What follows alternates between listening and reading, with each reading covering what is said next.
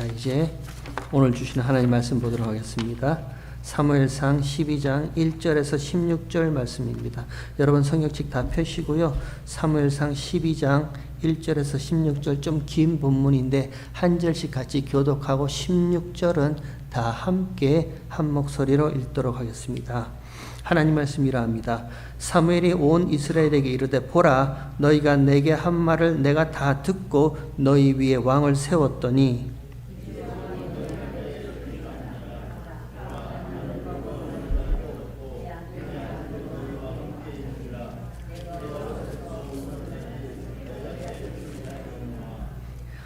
내가 여기 있나니 여호와 앞과 그 기름 부음을 받은 자 앞에서 내게 대하여 증거하라.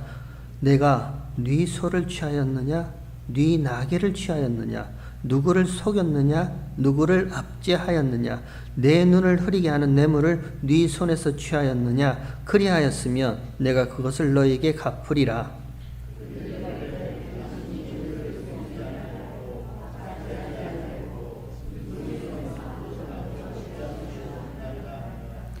사무엘이 백성에게 이르되 너희가 내 손에서 아무것도 찾아낸 것이 없음을 여호와께서 너희에게 대하여 증거하시며 그 기름 부음을 받은 자도 오늘날 증거하니라. 그들이 가로되 그가 증거하시나이다.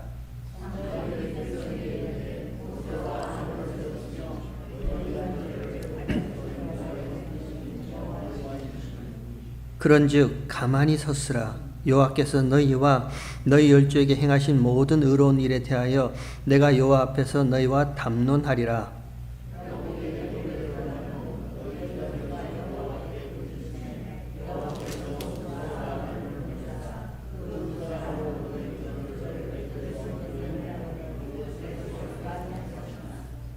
그들이 그 하나님 여호와를 잊은지라. 여호와께서 그들을 하솔 군장 시스라의 손자 블레셋 사람의 손과 모압 왕의 손에 붙이셨더니 그들을 치매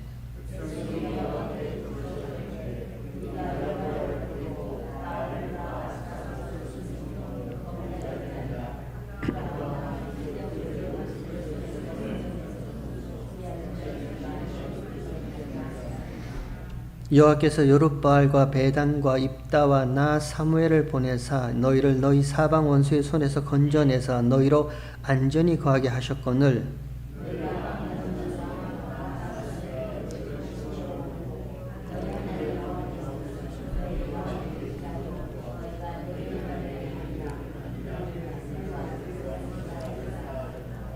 이제 너희 구한 왕 너희 택한 왕을 보라. 여호와께서 너희 위에 왕을 세우셨느니라.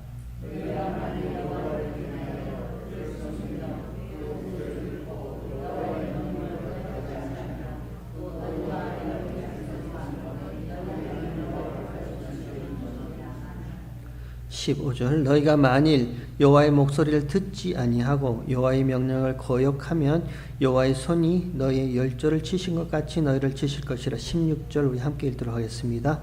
너희는 이제 가만히 서서 여호와께서 너희 목전에서 행하신 이 큰 일을 보라. 아멘. 오늘 읽은 사무엘상 12장 이 본문의 전체의 내용을 한 구절로 요약해 보면 이렇습니다. 왜 그랬어? 왜 그랬지? 지금 사무엘이 온 이스라엘 백성들을 불러 모아놓고 딱 한마디 압축해서 얘기를 한다면 그들에게 너희 왜 그랬어? 요 내용입니다. 이 사무엘상 12장의 지리적 장소는 길갈입니다. 사무엘이 지금 온 이스라엘 백성들을 길갈로 불러 모읍니다. 암몬 전투, 암몬 사람과의 싸움에서 승리했습니다. 그리고 이긴 후에 사무엘이 온 이스라엘 백성들을 우리가 길갈로 가자. 길갈로 가서 우리가 나라를 새롭게 하자. 그렇게 해서 길갈로 다 모입니다. 그리고 그 길갈에서 온 이스라엘 백성들이 사울을 왕으로 세웁니다. 그리고 하나님 앞에 화목제를 드립니다. 그것이 길갈입니다. 길갈이란 이 이름의 의미는요, 굴러감, 굴러간다 이런 의미입니다. 여호수아 5장에 보면 이스라엘 백성들이 요단강을 건넙니다. 그리고 12돌을 취하여 요단강을 건너간 후에 12돌을 세워 놓습니다. 거기에 여호와 하나님께서 여호수아에게 이렇게 말씀하십니다. 이제 내가 애굽의 모든 수치를 너희로 굴러가게 하겠다. 그래서 그곳 이름을 길갈이라 이렇게 얘기합니다. 요단강을 건너와요. 그리고 하나님께서 이스라엘 백성들에게 이제 할례를 취하라. 할례 받지 못한 그들이 있으면 할례를 행하라. 그리고 할례를 행하라 하신 이후에 하나님께서 여호수아에게 내가 애굽의 수치를 너에게 모든 애굽의 수치를 굴러가게 하겠다. 이렇게 말씀하신 곳이 길갈입니다. 여러분, 애굽의 수치가 뭐예요? 하나님께서 이스라엘 백성들에게 내가 애굽의 수치를 다 굴러가게 하겠다 이렇게 말씀하시는데, 굴러가게 하겠다 하신 그 애굽의 수치가 뭐예요? 애굽에서 종로로 되었던, 노예되었던 그 부끄러운 과거입니까? 우리가 힘이 없어서 애굽의 압제 속에서 어찌할 수 없어서 애굽의 눈치를 보면서 종노릇하며 살았던 그 부끄러운 흑역사, 과거의 그 이야기들이 애굽의 수치예요? 아니요. 하나님이 말씀하신 굴러가게 하시겠다는 그 애굽의 수치는요, 애굽의 힘, 애굽의 능력, 애굽 방법, 애굽의 사고 방식, 애굽의 삶의 모습들요. 아직도 이스라엘 백성들에게 남아있던 애굽적인 방식, 애굽적인 사고 방식, 애굽적인 삶의 모습들, 그것들을 다 굴러가게 하시겠다 하시는 거예요. 이스라엘 백성들이 어려운 일을 만난다. 무슨 문제가 생겨났다. 그러면 아직도 이스라엘 백성들 가운데 남아있던 그 애굽적인 삶의 방식으로 이 문제를 해결하겠다 나서는 그 모든 것을 애굽의 수치라고 이렇게 얘기합니다. 그거 굴러가게 하겠다는 겁니다. 한번 생각해 보세요. 저와 여러분, 인생을 살면서 어려움이 없을 수는 없습니다. 문제가 없을 수는 없습니다. 저도 살면서 한 번씩 문제를 만납니다. 저도 어려움을 직면합니다. 여러분, 저와 여러분 인생 가운데 어려움과 문제와 공고함과 힘든 일을 만났을 때 그 문제를 어떻게 해결하세요? 만약에 여기에 문제의 답안지가 있다면 어떤 답안지를 꺼내놓고 그 문제를 해결하기를 원하세요? 세상적인 답안지 아닙니까? 세상의 답안지 아니에요? 세상의 힘, 세상의 능력, 세상의 권세, 세상의 물질, 돈, 그리고 마지막에 인맥, 아는 사람. 급하게 문제가 생겼습니다. 급하게 이 문제를 해결해야 됩니다. 도저히 나로서는 해결할 수 있는 방법이 없습니다. 그래서요, 제일 먼저 떠오르는 것이 누구한테 연락을 하지? 누구한테 이 도움을 구할까? 어떤 사람이 이 문제를 해결해 줄 수 있을까? 근데 그 문제를 해결해 줄 수 있는 그 사람이 평소 나와 껄끄러운 관계였다면요. 그렇게 좋지 않은 관계고 그냥 말 섞기 힘든 그런 사람이었다면요. 그럼에도 불구하고 이 문제를 해결하려면 인맥을 동원해야죠. 그 사람을 만나야죠. 그래서 어렵게 그 사람한테 전화를 시도하고 통화를 합니다. 그리고 그 사람에게 전화를 왜 전화해서 이런저런 얘기 쭉 하다가 차마 내 입 밖에서 그 문제를 도와달라는 말을 못해서 그냥 전화를 끊어요. 여러분, 그런 경험 없으세요? 저는 많이 있어요. 문제가 생길 때 차마 내 문제를 해결해 달라고 말을 꺼내지 못해서 그냥 다시 한번 침 한번 꿀꺽 삼키고 뒤돌아서는 경우가 있습니다. 그리고 나서 후회하죠. 괜히 전화했다. 괜히 내가 그냥 전화해서 내 부끄러움만 당하네. 이게 우리의 문제 해결 방식 아닙니까? 답안지가 있다면 꺼내놓고 해결하고 싶어요. 근데 그 답안지가 세상의 답안지예요. 물질로, 돈으로, 능력으로, 인맥으로. 우리가 지난 주일날 찬양했는데 제가 그 찬양 참 은혜 많이 받았습니다. 기도할 수 있는데 왜 걱정하십니까? 기도하면서 왜 염려하십니까? 왜 염려하죠? 저와 여러분이 기도할 수 있는데 왜 걱정하고 기도하면서 왜 염려하죠? 믿지 못하니까요. 믿지 못해요. 믿음 없는 내가 거기서 와라 발각된단 말입니다. 문제가 발생했어요. 어려움이 발생했어요. 그러면 애굽적인 사고방식 말고 그 애굽에서 나왔잖아요. 이제는 애굽의 종되었던 그 애굽에서 나와서 하나님의 백성으로 살아가잖아요. 그러면 애굽적인 사고방식과 애굽적인 삶의 모습과 애굽의 힘 그거 말고 문제가 발생하면 엎드려야죠. 하나님 앞에 먼저 엎드려야죠. 기도할 수 있는데요. 하나님 앞에 먼저 기도하고 그 기도가 하나님의 능력이 되어서 저와 여러분의 모든 문제를 해결할 수 있는 하나님이 계시는데 기도하면서 왜 염려하고 기도하면서 왜 누구한테 도움을 구할까? 믿지 못합니다. 우리는 믿음 있다 하면서 정작 큰 문제를 만나면 믿음 없는 내가 발각돼요. 그래서 하나님이 요단강을 건넌 그 이스라엘 백성들에게 할례를 행하라 이렇게 얘기를 합니다. 할례가 뭐죠? 생식이 끝을 부싯돌로 쪼개는 거죠. 죽이는 겁니다. 죽음이에요. 그렇게 믿음 없는 옛사람이 너희를 죽이라는 거예요. 그리고 그 할례를 행하라 하신 후에 하나님이 말씀하신 것이 내가 애굽의 모든 수치를 굴러가게 하겠다. 세상에 쩌들어 있는 삶의 방식들 있죠. 저와 여러분이 배우고 싶지 않았어도 그냥 내 몸에 쫙 하고 들어오는 그 세상에 익숙한 그런 모습들이 있잖아요.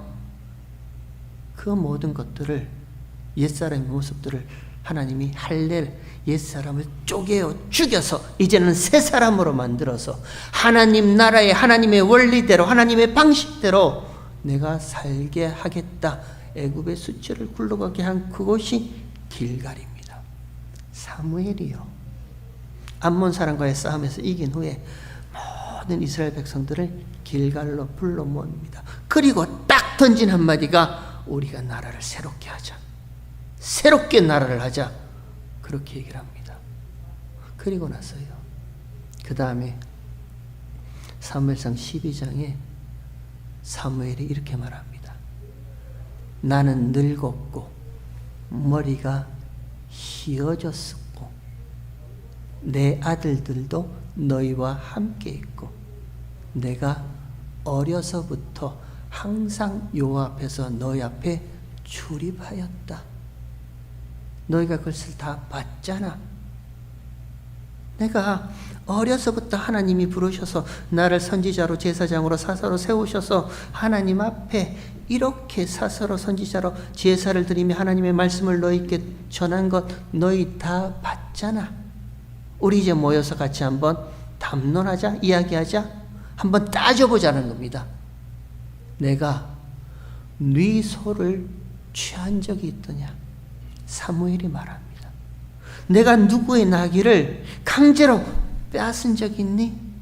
내가 누구를 속인 적이 있고 내가 너희를 압제한 적이 있고 내가 내 눈을 흐리는 뇌물을 받은 적이 있어? 있으면 한번 말해봐. 그렇게 얘기를 해요. 백성들이 이야기합니다.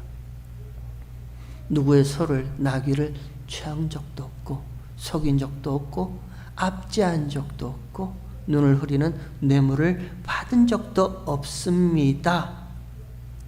사무엘이 말합니다. 그런데 왜 그랬어? 그런데 왜 그랬냐니까. 왜 너희가 열방과 같은 그 왕을 우리에게 달라고 왜 열방과 같은 왕을 요구하는 거야? 이게 오늘 본문의 이야기예요. 온 이스라엘 백성들을 다 불러 모아놓고요. 내가 하나님의 말씀을 너희 가운데 신실하게 전했잖아. 내가 누구의 소나 낙이나 취한 적 없잖아. 내가 하나님 앞에 경건한 자로 너희와 함께 하나님 앞에 함께 예배드리고 하나님이 우리의 왕이 되시고 우리의 주인이 되셔서 지금까지 우리를 인도해 주셨잖아. 그런데 왜 열방과 같은 왕을 구하냐? 이렇게 얘기를 합니다. 그리고 사무엘이 옛날 과거의 이야기를 가지고 와요. 모세와 아론의 이야기를 가져옵니다.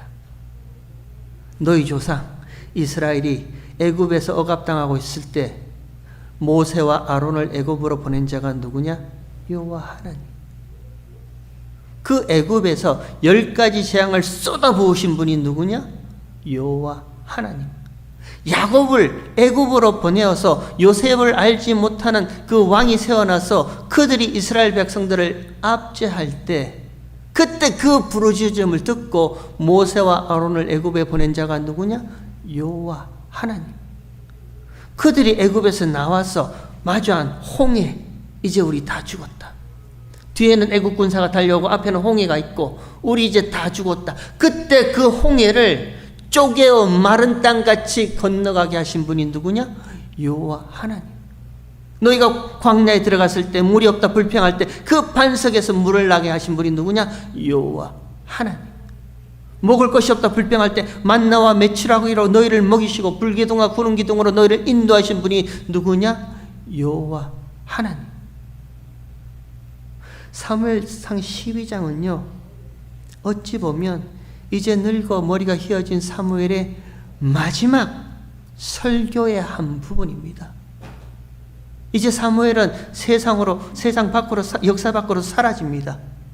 마지막 그 사무엘이 길갈에서 이스라엘 모든 백성들을 다 불러 모아놓고 마지막 설교하는, 마지막 자신의 이야기, 하나님의 이야기를 하는 이 이야기의 주어가요, 반복되는 주어가 여호와께서 하나님이 그게 주어예요.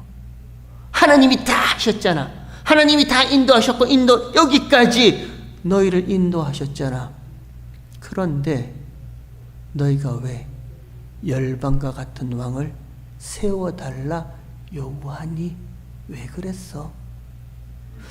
하나님이 사무엘에게 말씀하셨습니다. 저들이 요구하는 왕을 세워주라. 저들은 너를 버림이 아니고 나를 버려, 하나님을 버려 하나님이 자기들의 왕이 되지 못하게 하려 함이니 왕 세워줘. 그 이야기를요 사무엘이 지금 이스라엘 백성들에게 다시 한번 확인하고 각인시키는 내용이에요. 너희가 하나님을 버렸다는 거예요. 너희가 너희 주인이고 왕 되신 하나님을 왕으로 인정하지 아니하고 열방과 같이 저런 왕을 세워서 우리가 우리 마음대로 살겠다라고, 너희가 너희 스스로 왕되고 주인되어 살겠다라는 이스라엘 백성들의 그 모습을 마지막으로 확인시켜 주는 거예요. 여러분, 누가 선택했어요? 누가 이스라엘 백성들을 선택했습니까? 여호와 하나님입니다. 하나님이 아브라함을 찾아가셨습니다. 그리고 그 아브라함으로 말미암아 12아들, 12지파 이스라엘을 만들어내신 분이 하나님이에요. 누가 약속하셨는데요? 하나님이 먼저 아브라함에게 언약했습니다. 저와 여러분, 누가 먼저 찾아오셨어요? 아니, 이전에 누가 먼저 거룩하고 흠이 없는 하나님의 자기 백성으로 만드시겠다고 누가 먼저 약속하셨는데 하나님이 먼저 약속하셨어요. 하나님이 약속하셨고 그 약속을 저와 여러분에게 주셨고요. 그 약속대로 저와 여러분을 찾아오신 분도 하나님이세요. 그럼 저와 여러분의 모든 인생의 주인은요, 모든 인생이 앞서가시는 분과 왕은요, 하나님이시란 말입니다. 근데 우리는 그게 싫어요. 그게 싫단 말입니다. 여전히 내가 나의 주인이 되고 싶고 내가 나의 왕이 되고 싶은 거예요. 그래서 사무엘이 이스라엘 백성들에게 이 말을 한마디 딱 던집니다. 너희는 여호와 하나님을 잊었다라고 한마디 딱 던져요. 하나님을 잊었어요? 어떻게 하나님을 잊을 수가 있어요? 기억력이 쇠퇴되어서 하나님을 모른다는 그런 말이에요? 아니죠. 사무엘이 지금 이스라엘 백성들에게 너희가 하나님을 잊었다라는 이 말은요, 너희 스스로 하나님을 왕의 자리에서 끌어내렸다는 거예요. 참된 왕이시고 진짜 주인이신 하나님을 너희 인생의 모든 자리에서 끌어내리고 너희가 스스로 너희 왕이 되고 너희 주인이 되어서 살아가려 하네. 너희는 하나님을 잊었다, 이렇게 얘기를 합니다. 그래서요, 하나님이 이 하나님을 잊은 이스라엘 백성들을 때때로는 주변의 이방 민족들을 손에 붙이십니다. 암몬 손에 붙이시기도 하고요, 모압, 바벨론, 아수르 이방 민족들 손에 붙이셔서 그들을 치십니다. 누구만요? 하나님의 백성들에게만 그렇게 하세요. 때때로 그래서 저와 여러분 인생 가운데 알지 못하는 뜻밖의 어려움들이 생겨나요. 왜요? 나도 모르게 내가 선택하고 내가 결정하고 내가 옳다라고 내가 나의 주인 되어 삶은 그 모습이 나도 모르게 돌아오는 거예요. 그때마다 하나님께서 한 번씩 사람 막대기와 인생 채찍으로 저와 여러분을 한 번씩 툭툭 치시는 거예요. 오늘 보면 9절을 한번 볼까요? 9절에 한번 보십시오. 오늘 보면 9절에 그들이 그 하나님 여호와를 잊은지라 여호와께서 그들을 하솔 군장 시스라의 손과, 하솔은요 가나안의 왕입니다. 가나안의 왕 하솔, 그의 군대 장관 시스라의 손과 블레셋 사람의 손과 모압 왕의 손에 붙이셨더니 그들의 침해라고 되어 있죠. 사무엘이 말합니다. 너희들 왜 주변 그 족속들, 이방 민족들, 그 주변에 있는 국가들이 한 번씩 너희를 치시는 줄 알아? 그 얘기를 지금 시작하는 거예요. 왜? 너희가 하나님을 잊었기 때문이에요.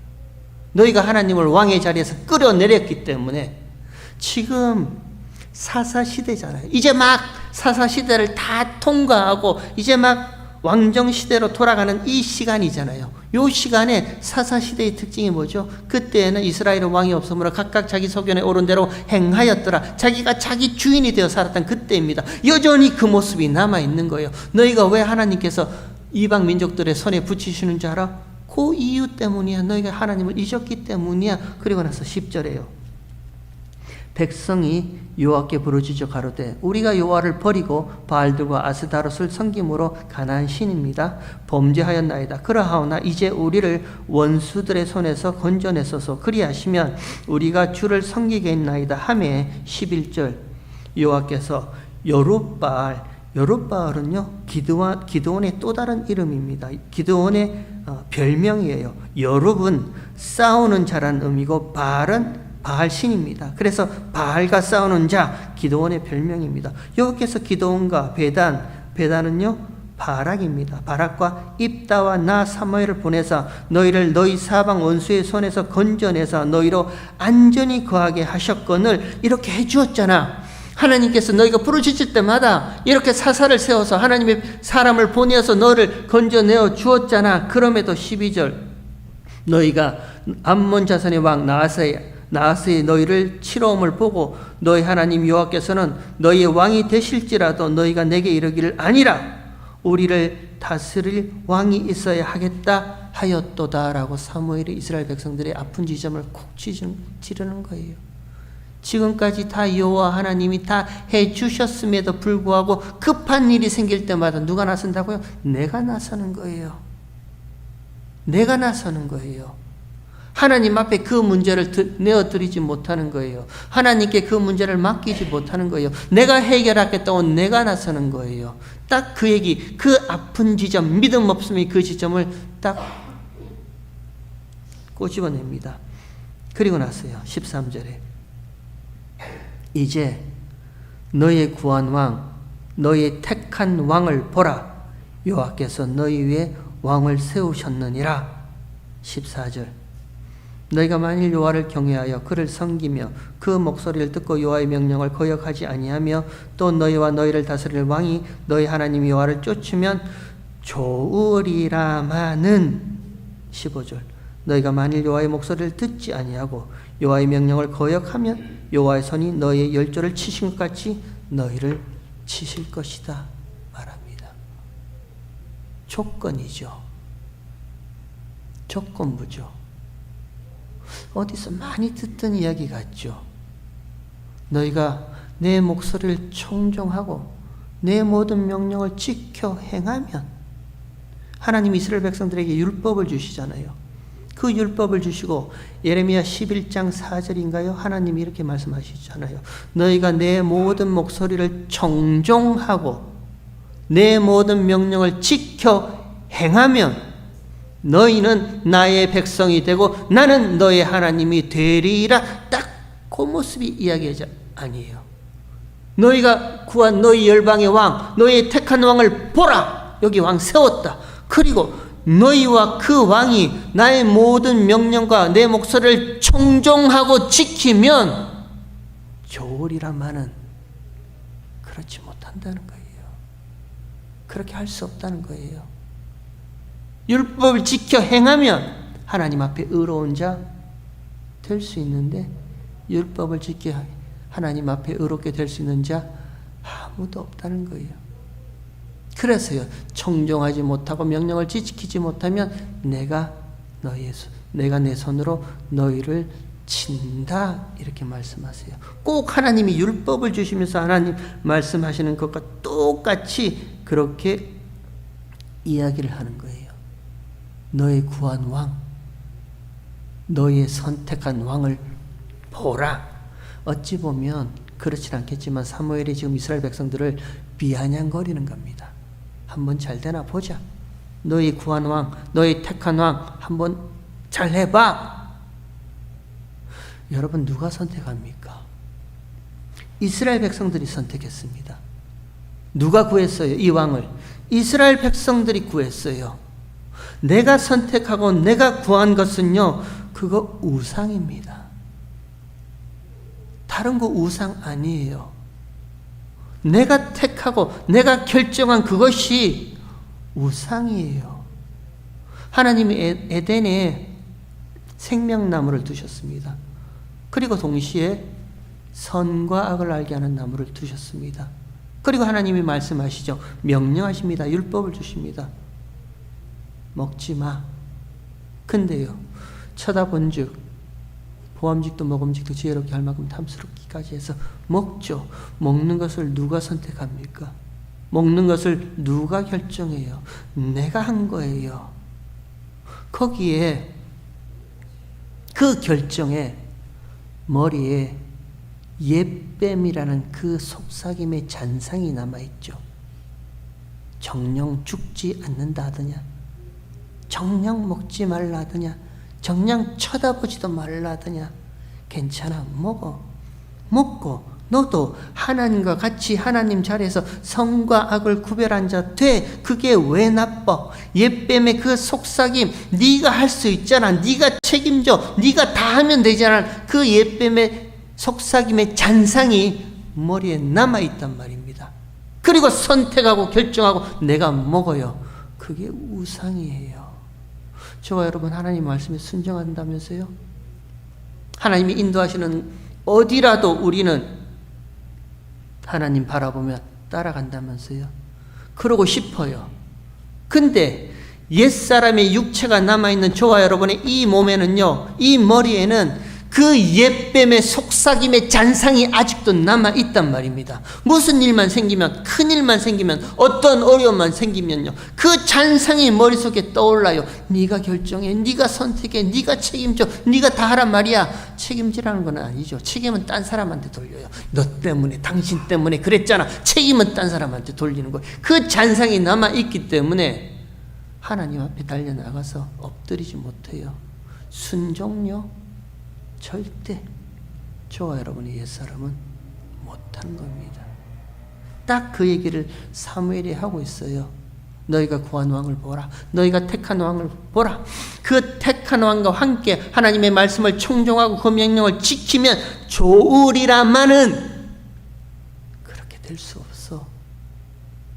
그래서 사무엘이 가슴 아파서 마지막 늙어 머리 휘어진 마지막 사무엘의 설교가 이런 식으로 이스라엘 백성들에게 주어집니다. 저와 여러분, 우리의 인생 신앙생활 가운데서도요, 가장 어려운 것이 기다리는 겁니다. 하나님이 행하실 때까지 기다리는 것이 정말 어렵습니다. 그래서 사무엘이요, 마지막 이 말을 합니다. 16절에 보면 이렇게 얘기를 합니다. 16절에 너희는 이제 가만히 서서 여호와께서 너희 목전에 행하시는 이 큰 일을 보라 하고 이스라엘 백성들에게 얘기를 합니다. 다르게 얘기하지 않아요. 너희는 이제 가만히 서서 여호와께서 너희 목전에서 행하시는 이 큰 일을 너희 눈으로 똑똑히 한번 봐. 저 여러분, 우리가 제일 못하는 것이 가만히 있는 거예요. 절대 못해요. 5분만 가만히 있으라 그래도 몸을 이렇게 막 틀죠. 아침에 나와서 같이 기도하자 해서 기도하는데 딱 1분만 기도하면 머릿속에 오만 잡생각이 다 떠오르죠. 가만히 하나님만 생각하며 하나님이 행하시는 일을 우리가 바라보는 그 가만히가요, 5분, 10분도 우리는 못합니다. 내가 먼저 떠들어야 돼요. 내가 먼저 죽겠다라고 내가 먼저 말을 해야 돼요. 이 입술을 딱 닫고 하나님이 내 인생에 무슨 일을 행하시는지 하나님 한번 보여주세요. 가만히 있질 못해요. 계속해서 나는 하나님 앞에 불평과 불만과 이야기를 해야 돼요. 가만히 서서 요 이야기도 어딘가 익숙한 이야기 아닙니까? 너희는 가만히 서서 너희 눈앞에서 너희 목전에서 함께 하시는 여호와의 일하심을 너희는 한번 보라. 어디가 익숙하지 않아요? 출애굽기 14장에 보면요, 여러분 요거 한번 찾고 마치도록 하겠습니다. 출애굽기 14장을 한번 보십시오. 출애굽기 14장 가까우니까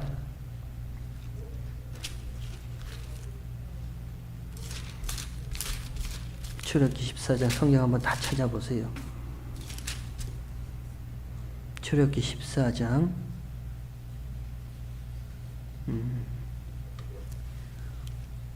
9절부터 한번 볼까요? 9절 애굽 사람과 바로의 말들 병거들과 그 마병과 그 군대가 그들의 뒤를 따라 바알스본 맞은편 비하하롯 곁 해변 그 장막 침대 미치니라. 바로가 가까이 올 때 이스라엘 자손이 눈을 들어본즉 애굽 사람들이 자기 뒤에 미친지라. 이스라엘 자손이 심히 두려워 여호와께 부르짖고, 이렇게 되어 있습니다. 애굽에서 나왔어요. 그 앞에는 홍해가 있습니다. 그 뒤에는 애굽 군대가 철병인가요? 마병인가요? 말을 타고 막 쫓아옵니다. 이들 눈에는 애굽 군사들이 눈에 보입니다. 딱 그 장면이에요. 거기에 11절 그들이 또 모세에게 이르되 애굽에 매장지가 없으므로 당신이 우리를 이끌어내어 이 광야에서 죽게 하느뇨? 어찌하여 당신이 우리를 애굽에서 이끌어내어 이같이 우리에게 하느뇨? 12절 우리가 애굽에서 당신에게 구한 말이 이것 아니뇨? 이러기를 우리를 버려두라. 우리가 애굽 사람을 섬길 것이라 하지 아니하더뇨? 애굽 사람을 섬기는 것이 광야에서 죽는 것보다 낫겠노라. 13절 모세가 백성에게 이르되 너희는 두려워 말고 가만히 서서 여호와께서 오늘날 너희를 위하여 행하시는 구원을 보라. 너희가 오늘 본 애굽 사람을 또 다시는 영원히 보지 못하리라. 모세가 말합니다. 너희는 가만히 서서 하나님께서 무슨 일을 행하시는지 한번 보라는 거예요. 다르게 얘기를 해볼까요? 하나님이 지금 왜 이 상황을 발생시키는 거예요? 이스라엘 백성들 눈앞에는 지금 무엇이 있습니까? 죽음이 있어요. 저 애굽 손에서 죽는다는 그 죽음이 있어요. 차라리 우리가 애굽에서 종되었으면, 그래서 이렇게 섬겨서 살았으면 목숨이라도 부지하잖아. 애굽에 매장지가 없어서 우리를 여기서 죽게 해 모세에게 떠듭니다. 모든 이스라엘 백성들 눈앞에는요, 죽음이라는 것이 있어요. 하나님께서 왜 그들 모든 눈에 죽음이라는 것을 바라보게 하시는 거예요? 왜 그렇게 하시는 거예요? 보라는 거예요. 너희가 가장 두렵게 생각하는 그 죽음이라는, 사망이라는 그 안을 뜯어서 그 안에 무엇이 있는지를 한번 보라는 거예요. 그 안에 무엇이 있는데요? 저와 여러분, 가장 두려운 문제, 가장 고민스러운 어려움, 그 문제를 가만히 저와 여러분 앞에 목독하고 마주치게 해서 하나님이 그렇게 하신단 말입니다. 왜요? 뜯어보라는 거예요. 가장 두렵게 하는 그 일 가운데, 죽음이란 그것 가운데 뜯어보아서 그 안에 뭐가 있는지 한번 보라는 거예요. 뜯어보면요, 어떡하든지 살고자 하는 옛사람이 내가 그 안에서 꿈틀거리고 있어요. 어떡하든지 나는 이 세상에서 나는 한번 끝까지 살아보겠다라는 옛사람의 그 나의 모습이 그 안에서 꿈틀거리고 있단 말입니다. 하나님이 일부러 그렇게 마련하시는 거예요. 이스라엘 백성들에게 그 애굽이라는, 애굽 군사라는 그 죽음을 일부러 목독해 하시는 거예요. 이제 우리 다 죽었구나. 이제 우리 다 죽는다. 우리의 마음 아닌가요? 조금만 문제가 생기면 아유 죽겠다. 이제 우리 이제 다 죽었다. 조금만 우리 자녀들이 속썩이면 내 인생 끝났다. 이제 다 죽었다. 끝이다. 우리 마음이잖아요. 걸핏 타면 죽겠다 그래요. 좀만 뭐 좋아서 죽겠다. 만나서 죽겠다. 기분 나빠 죽겠다. 미워 죽겠다. 죽겠다. 왜요? 그 죽음 안에 무엇이 있는데요? 여전히 살고자 하는 나의 옛사람의 욕망이 거기서 꿈틀거리고 있는 거예요. 그 죽음을 직면해서요, 모세가 너희는 가만히 서서 여호와 하나님이 너희에게 무슨 일을 행하시는지 보라는 거예요. 그 죽음 안에서요, 그 문제 안에서, 죽겠다라고 힘들한 그 안에서 내가 살고자 꿈틀거리는 옛사람의 나를 하나님이 쪼개시잖아요. 하나님께서 할례를 행하여 쪼개듯이 그 옛사람의 나를 쪼개버리시잖아요.